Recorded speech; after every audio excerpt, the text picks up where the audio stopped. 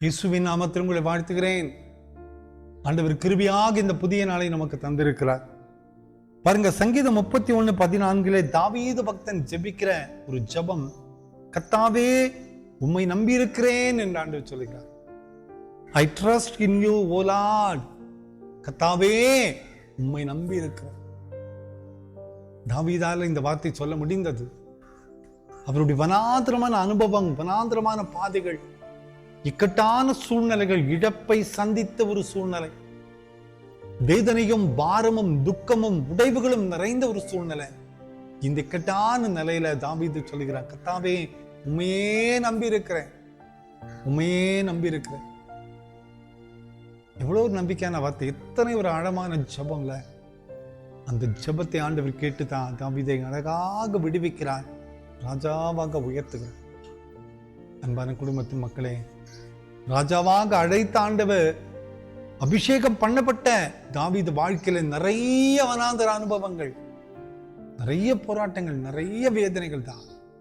ஆனால் ஒரு நாளும் அந்த வார்த்தைகளும் அபிஷேகமும் அவரை விட்டு விலகல. அந்த தாவீது தான் ஜெபிக்கிறார், கர்த்தாவே உம்மை நம்பி இருக்கிறேன். இன்னைக்கு நம்ம வாழ்க்கையில இந்த ஒரு அனுபவம், இந்த ஒரு ஜெபம் நமக்கு வேணும்.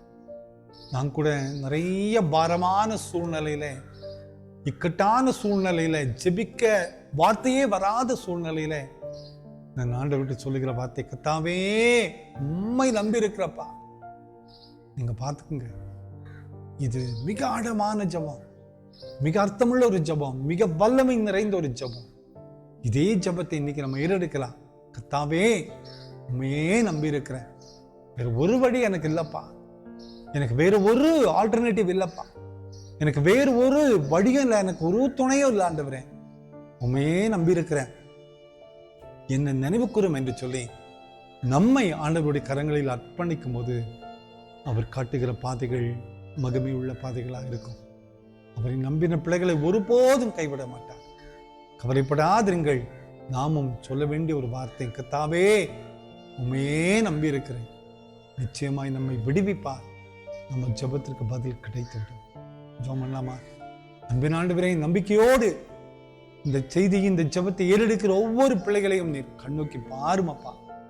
கர்த்தாவே உம்மை நம்பி இருக்கிறேன், இதுவே எங்களுக்கு நம்பிக்கையாய் மாறட்டும், இதுவே எங்களுடைய வல்லமையான ஆழமான ஜெபமாய் மாறட்டும்.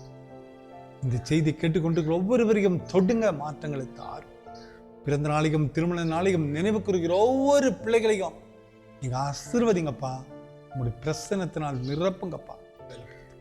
இயேசுவின் மூலம் ஜெபம் கேளுங்கள் நல்ல பிதாவே. ஆமென், ஆமென், ஆமென்.